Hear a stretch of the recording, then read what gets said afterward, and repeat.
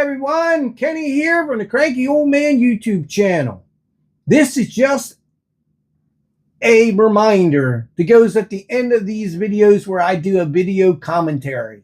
This is telling you to please like, share, and subscribe to my videos. Please watch through the entire thing because YouTube tracks all that. They know if you click on it for 10 seconds and click off. They know if you watch it through. They know if you comment. They know if you've been good or bad. And they check their list to see if you've been naughty or nice. So they know all that. And by you watching the video, commenting on the video, sharing the video, that helps this old man become less cranky because I'm getting views. The algorithm goes up. I get more views. With more views, I might get a few more subscribers. And with subscribers, you need 1,000 subscribers, 100,000 hours of watch time, and 10 million clicks on your 30-second videos. That is a lot of prerequisites just to start getting paid. Unless you want to send money via my Patreon account, which nobody has done yet.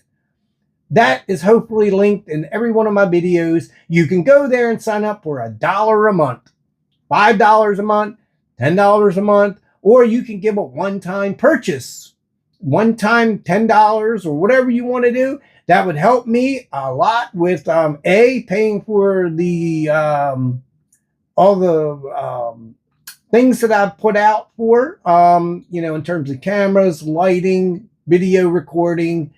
I need some software to do some video editing, and that's, several $100s. Plus, oh, Terry, you won this, my friend.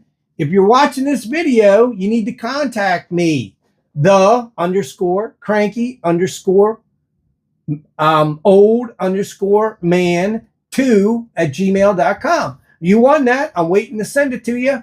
That's the free giveaway for February, and I'm thinking about what I'm going to give away for March. Can't afford too much. Can't give away a Raptor. These guys giving away $100,000 cyber cars and stuff. I wish I could do that. If I had that kind of money, I would definitely be donating it to dog and cat shelters and to some foster and places that take care of children that are sick. I would definitely be donating to those places versus giving away $100,000 trucks or blowing them up in a video just to make more likes and shares. But because I value my property a lot more than just blowing it up and stuff. So maybe that's because I don't have a lot. If I had millions and didn't know what to spend it on, then maybe I would just, do stupid stuff like that to get more videos. Anyway, that's 3 minutes of rattling on. Please like, share, subscribe, and talk about my videos. Let people know I'm out here so that they can at least click on it. Click on it. Let it run through while you're at dinner. Let it run through while you're on the pooper. I know you like to play your favorite video game when you're on the pooper, so maybe not. But let it run through. Take the longest video I got. Dinner takes 30 minutes. You got a 20-minute video. Start it. Let it run through while you're eating. And then, do something like that for me. And then maybe throw in a comment like, nice video, Kenny, or something like that. Or even ask me a question. Yes, I'm male. I'm old. I'm cranky. That's 3 questions I answered right there. All right. So that's all I got. Hope to see you on my next video. Take care. Hello, everyone. Kenny here, Cranky Old Man YouTube channel. Well, let me address the elephant in the room. What's different? Wearing a different hat today. I figured I would wear something different since I wear that hat, well, a lot. So, different hat. Today I want to address engaging a person with an edged weapon. Now, of course, I'm going to try to split it up, one as a police officer, one as a private citizen. But they're going to kind of intermingle, and I'm not sure if I'm going to make 2 videos or just 1. But pardon me if I do make 2 videos and you get a little bit of the same stuff on both videos. Okay, so first of all, an edged weapon is anything that can stab or poke you. A needle, a knife, an icicle, an ice pick, a hatchet, anything that requires a person to be within arm's reach of you. Remember, as a police officer and an armed citizen, distance is your friend. You don't want to be up close with people. And that's maybe something I want to talk about in another video. This Hollywood put the gun to their head type kind of deal, and how to address something like that, and why you wouldn't want to do something like that. But so anyway, first of all, you see somebody with a knife. Either they're actively attacking someone, which requires a different type of action from you, or maybe they're just waving it around and yelling and screaming like these bunch of crazy nuts that we've been having lately. And the second part there, if they're just waving it around, maybe you might want to be far enough away that you can keep an eye on them, call 911 if possible, and maybe be a good witness. I hate to refer to the guy in like in the subway. He's a former Marine. Luckily, he was acquitted of his charges, but he had to make a decision whether he was going to take action or just be a good witness, or hold out to see if the person was going to do something more drastic. And waiting sometimes is good and sometimes is bad. It's kind of like being a football coach. When you tell somebody 4th and 1 and you need to go for it, and you go for it, you're a hero, and make it, you're a hero. But if you lose and you miss it, then you're a 0, and people would have called you great had it came out the way you wanted it. But if it doesn't go your way, then you're just a 0. So you have to make that call with an edged weapon. If the person isn't actively trying to stab somebody, chasing someone down, have them, in their grasp or whatever, maybe it's good just to be a good witness and get help there and stay on the line to direct to 911. To police. A lot of people don't know how that works. You call 911.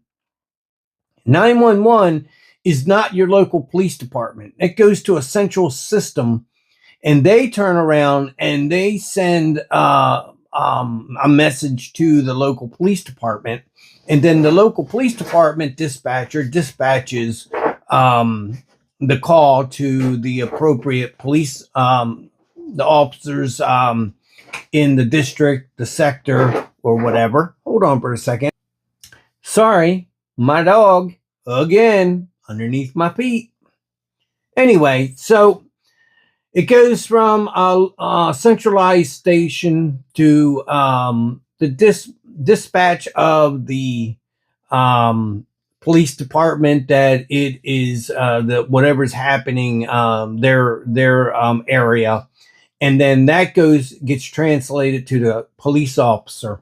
Now, there's a lot of things that happen with transferring calls, and it's things can get distorted and getting out of hand, and you can go from somebody just holding a knife to somebody stabbing somebody, even though that didn't happen. It's just in the translation between dispatcher to officer to citizens on scene. So anyway, let me get back to my story. I'm sorry. Decide whether you want to take action or if you want to be a good citizen. If you're going to take action, remember, Distance is your friend. You want to stay a certain amount of distance away. And now, if they're stabbing somebody, you might have to get right up on them and turn that switch off. Right now, I'm not going to be able to say it any other way than just get right up, close contact, and turn the lights out. And that's because if you're not that great of a shot, you don't want to save the person from being stabbed, but then you end up shooting them. That's not a win. So, and then you also have to look at the angle of which you're at compared to the attacker and the victim.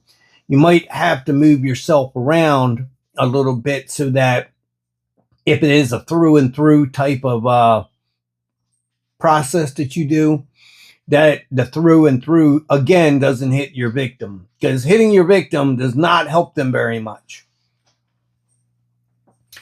People don't know it, but police officers actually have to take that in mind and take that put into play when they're engaging in the people where they have the firearms out.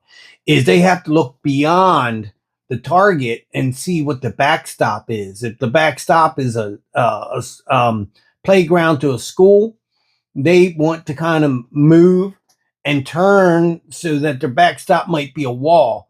So police officers are always thinking about that, at least the good ones are, of how am I going to position myself orbiting around the situation. So if I have to fire, it might hit a giant tree, a building, parking lot where there's cars versus an open field where little kids are playing, or a playground. So that's another thing you need to take into consideration. Now, they have what's called the 21-foot rule. And that is for what a good police officer needs to have with a guy with a person with a knife. 21 feet. If they're within 21 feet of you, you need to have your gun out. That's just 21 feet is the dead smallest amount I can tell you. Now, 21 feet looks pretty far, but someone who goes to jump at you can travel 21 feet in less than 2 seconds. Let's say 2.5 seconds. Okay.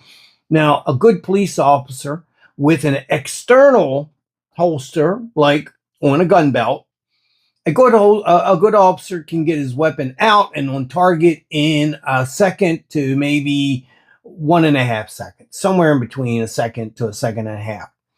But if a person can run at you, I'm not talking an 80-year-old person, I'm talking about someone that might be 16, 20, 25, 30.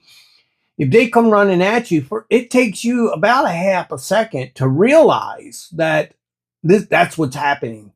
And then you have to run that through your brain and go, hey, he's coming at me with a knife. And that takes a half a second away from you right away. So now you're operating with that 1 to 1.5 seconds that you have to be able to get your gun out on target and stop the threat. Now, do you have to draw completely up and come straight on up the chest high? No. You can draw and you can start firing around pelvis height if you need be. Let me tell you, a shot to the pelvis will drop somebody immediately. And that might not stop them if they're all cracked up, but they may get back up, but it will drop them immediately with that first shot. And then you can just follow up and go up to where you need to go. But so the 21-foot rule is the dead amount, the lowest amount of length you can have to be safely away from an edged attacker. Now, if you're not good at drawing and you haven't practiced 1,000 times, 100,000 times, 10,000 times, whatever it is, the amount of draws that you do. Now, you don't need to be at the range to do that. Empty your gun, go to a nice small corner of your house away from your children and practice. Okay. And if you're a citizen has even more of a problem because most likely you're going to be carrying concealed. So you have to defeat your shirt, maybe a jacket, maybe over here, maybe appendix, and that takes extra time as well. So if you're a citizen, you might need 30 feet or 35 feet. Now, do I tell you to pull out your gun and brandish it and wave it around? No. Like I said, you have to decide what part, how much you're going to play into this thing. Are you going to get fully involved? Are you going to try to stop them with your hands? Are you going to just be a good witness and see what happens? Are you going to use your firearm? And that's a decision you'll have to make. But having your gun out, or at least set up, maybe your shirt tucked inside to where your gun is a little bit more accessible, maybe out and stuck behind your leg, or maybe in your jacket to where you can just bring it out if need be. Because if that person decides to change from attacking that person that they're attacking or going after, and they decide to attack you, now you have to be within that 21-foot rule. And I've seen really good officers get defeated by really fast people in training. And I've seen really bad officers just totally get screwed, even with an average runner, somebody who isn't 6 foot tall with really long legs, but maybe 5'4", 5'6", little tiny legs running at you. And they, if the guy gets one stab on you, that's a loss, because he's probably going to come down like this. And if he don't hit you in the face, he's going to hit you in the shoulder and, above the vest. Vests don't stop. Well, we're talking about citizens here, but if you were wearing a vest, vests aren't devised or designed to stop blades. Will they help? Yes. But will they stop a really sharp knife? No. Prison guards actually wear knife vests that are designed to stop knives, not necessarily guns, but knives. But anyway, that's all I had to say. If you're a police officer, work on your presentation of your firearm, getting a hold of it, unsnapping everything, bringing it up, punching out, and reholstering. Okay, you got to work on that. Boom, boom, boom. Do that because you may need it quicker than you thought, or quicker than you think sometimes. And the faster you can get it out, the safer you'll be. Citizens, work on it. Again, go to an area where you don't have your kids running around or whatever. Make sure the gun is unloaded. Practice from where you're going to carry it. If it's going to be appendix, practice bending back, pulling that shirt up, making sure it's out of the way, drawing your weapon, bringing it in, and then up. That's much harder to do that over what a police officer has to do, because you got more steps and you got less training for the most part. If you're a gun conscious person and you carry your firearm, you should be trained, and you should go at least 6 times a year. I mean, once a month, maybe, depending on what kind of training you want to do. I'm not saying go out and spend $300, $500, $600 for these courses, but a lot of this stuff you can practice at home, which is just drawing to a spot on the wall and depressing the trigger. That's all I got. So that's it. I'm thinking of something else to put out there. We'll have to see. All right. That's all I got. Take care.